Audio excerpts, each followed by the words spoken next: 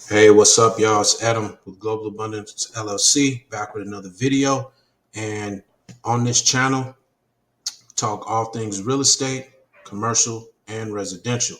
If you like the content I share, go ahead, like, share, and subscribe. Uh, Today's video is about credit, okay? In our real estate investing journey, is something that is very important. So I want to talk about that. If you happen to be someone that has high personal credit utilization, you want your utilization to be low. Utilization makes up a huge portion of your total credit profile. So in today's video, getting into 6 strategies that you can use to help lower your credit utilization. All right. We have a free VIP group I want to tell you about. It is a group of real estate investors. We dig deep into all aspects of real estate, answer questions, and learn and grow as a community. If you want to join, it's free.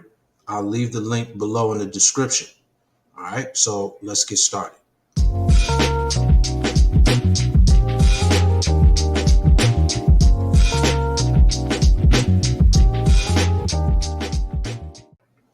All right, so today I'm talking about, again, 6 different strategies that you can use to help lower your high utilization on the personal side. Now, why is this important, again, when it comes to real estate? Because you may be looking for traditional funding. You might be looking to purchase that first home. You may be, looking for a investment property, and you want to get some funding from a private lender. Now, there's on the private side, there's lenders that are more geared towards asset-based lending and not so much as hyper-focused on your credit worthiness, like say you were getting a traditional or conventional loan. But nonetheless, this is something that you want to have in place regardless at all times. You want to always keep your utilization low. Utilization makes up 30% of your credit score, okay?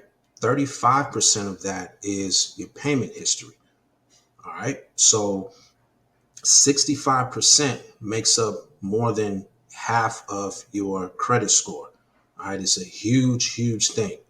I do not want you guys falling into high utilization hell. I don't want you to miss a payment, an annual fee of $8.95. You know what I mean? Just slip in your mind could easily turn into, some late fees on top of, and worse, 7 years of a derogatory, mark on your account.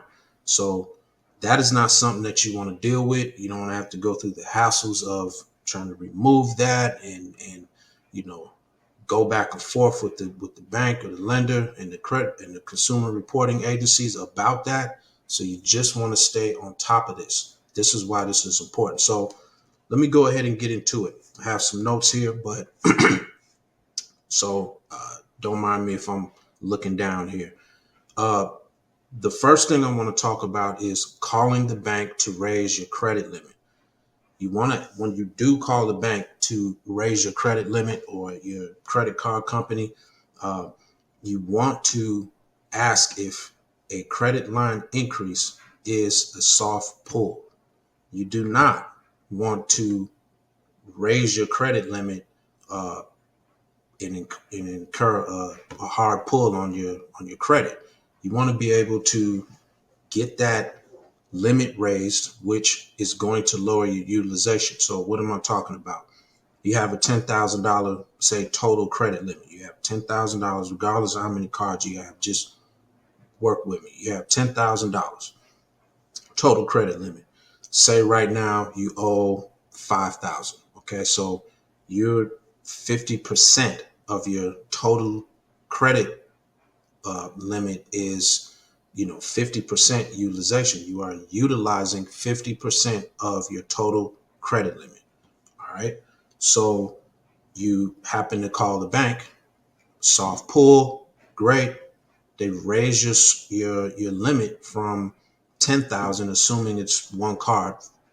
They raise that $10,000 limit to $20,000. Well, you still owe 5 grand, but now you can see that you're under the 50%. You see what I'm saying? It's going to lower your utilization, also give you more capital to work with, depending on what you're doing. And it's a soft pull, so it's not affecting your score. Okay, so that's the first thing that you want to do is call a bank to see if you can raise the credit limit and inquire if it's a soft pull. A lot of times you can do that through your app, depending on what card or credit union that you're working with, what bank. All right. The next one is pretty cool. Is borrowing from your 401k. If you have a traditional, 9 to 5, me, I'm an entrepreneur.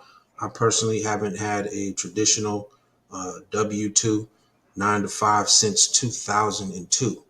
So, but I get it though. I understand if that's where you're at currently right now. If you have a 401k, you can borrow from that 401k. All right. The benefits of that is it doesn't report on your credit profile. So you take that money and you're going to pay off what you're going to pay off, but you do not need to worry about that showing up on your credit report. All right. When you're paying it back, it's generally just going to come out of your check. So you may not even really notice it. You know what I mean? In a lot of cases. So that's something that you want to check into. If you have a 401k, maybe you don't have a 401k, you don't have that much money inside of that 401k, but you want to check that out and see if that's an option for you. That's really cool right there. So check that out. The next one is to borrow from your life insurance policy. Now, I'm not going to go too deep into life insurance here, but you have term insurance and you have whole life insurance. The whole life policies do have cash value. Okay, so that cash value can be borrowed against. So basically, after an amount of time and the amount of money that you're putting into your policy, you can borrow from that, essentially borrowing from yourself and paying yourself back. Super low interest rates. It also won't report to your credit profile, which is another gem. And that's something that you can do if you have a whole life insurance policy. A lot of people call it velocity banking, infinite banking. It's been something that's been going on for a long, long time. It's nothing new. So, check into that if you have a policy. Term insurance is basically, okay, I have 30 years, to die. All right. So within this 30 years, I'm paying this money on this insurance policy in case, I pass away. And if so, then that insurance will pay out. If I live past that term, then there's no cash value there. That's just the way it is. So those are kind of two differences. Without me going too deep, I'll go deeper in other videos in the future. That's something that you're interested in. Another one is borrow from a friend. All right. If you have a friend out there, or somebody that you trust, or that somebody that knows, likes, and trusts you, you know what I mean. Approach them and explain to them what you're trying to do. You're trying to get out of high utilization hell. All right. The flames from that fire is like burning your life down. So you want to lower your high utilization. You ask your friend if you can borrow that money to pay that off. Now, you have to have a game plan. It isn't just about approaching your friend to get a couple dollars to pay your high utilization that you did yourself. All right. And then just leave your friend out in the wind, because now your friend is out of that money that you borrowed from them. So have a game plan before you even approach a friend, your significant other, or whatever, to see if you can get that money. One way you can do, you can borrow those funds, pay off that personal, you pay off your personal credit cards, lower your utilization, get business funding.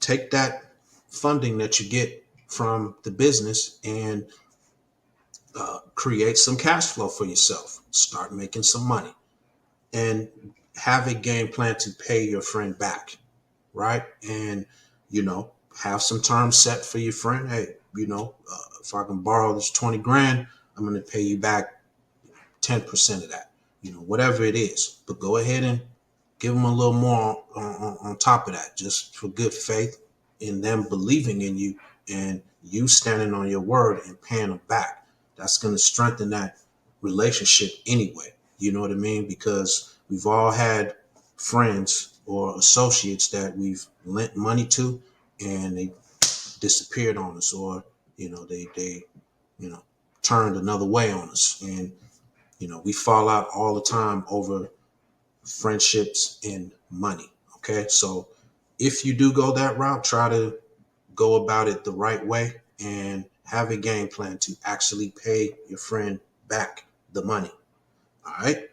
So the next one you could do is sell stuff that you don't need. We have Amazon. We have eBay, Craigslist, Open Door. All these different places, Facebook Marketplace, where you have stuff laying around the home, around your house, around your apartment, wherever you live. You have all this junk and you're not doing anything with it. Maybe you have an emotional attachment to it. That's fine. But look, if you're not using it and you can generate some money so you can pay some bills, do what you need to do, get yourself in a better position to get out of that high utilization, go ahead and get rid of that stuff. Believe it or not, here we are in 2024, but VCRs are still selling.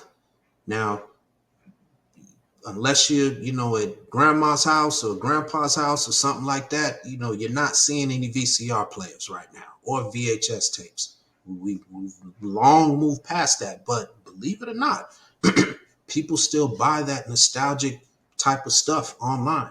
So you got all this stuff piled up, clothes that you're not wearing, all these things that you have that you're not using. Go ahead and get rid of it and get some money in your pocket. So that's something that you can do there. I gave you a few places you can sell on: Amazon, eBay, Craigslist, so on and so forth. All right. So that's another one. And the last one is getting a part-time job. All right, y'all.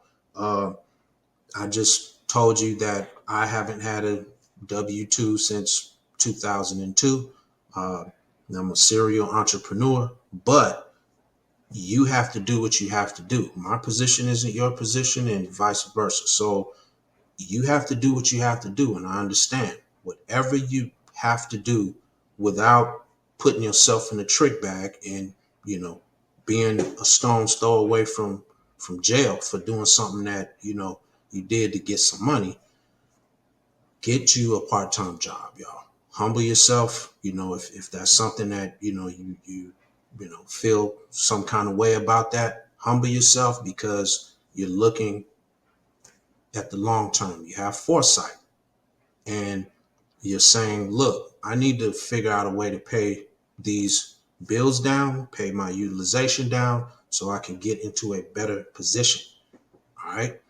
So got to do what you got to do. And I understand if that's what you have to do. Go get a part-time job. Go get a full-time job. Get a side hustle. Do something that can allow you to start to generate some cash flow. I don't care if it's $100 extra a week. All right, you can build on that. all right, and turn it into $500 a week and then $1,000 a week and so on and so forth, and get yourself out of that hell that we're talking about here, which is high utilization on the personal side. All right. Knowledge is knowledge, and no matter, I could sit here for hours, or you can watch 1,000 videos and talk to 1,000 people about different ways to make money and different things you can do. But knowledge is just information. All right. You have to have the willpower and desire and commitment to apply the knowledge. Applied information is really the key here. It's not just about listening to what I just said, giving you 6 ways that some you are probably already familiar with. Few of them it may not have registered until you just heard me talk about it. But it doesn't matter if you don't do anything. All right. So I want y'all to take action. Take action so you can get out of that utilization hell, because it's your actions that got you there. Remember that. So don't just sit back and hope it's just going to all go away. Go ahead and take the actions to do what you have to do. Apply the information that you get and take action. All right. So I'm going to end it off right there. 6 ways. And I have another video that goes into another 6 ways that you may be able to look into as well. So that's it. If you found this information useful, go ahead. Once again, hit that like button, subscribe and share. The more people that are informed, the better off we'll all be. All right. So until next time, peace, and keep doing what you got to do to get out of high utilization hell.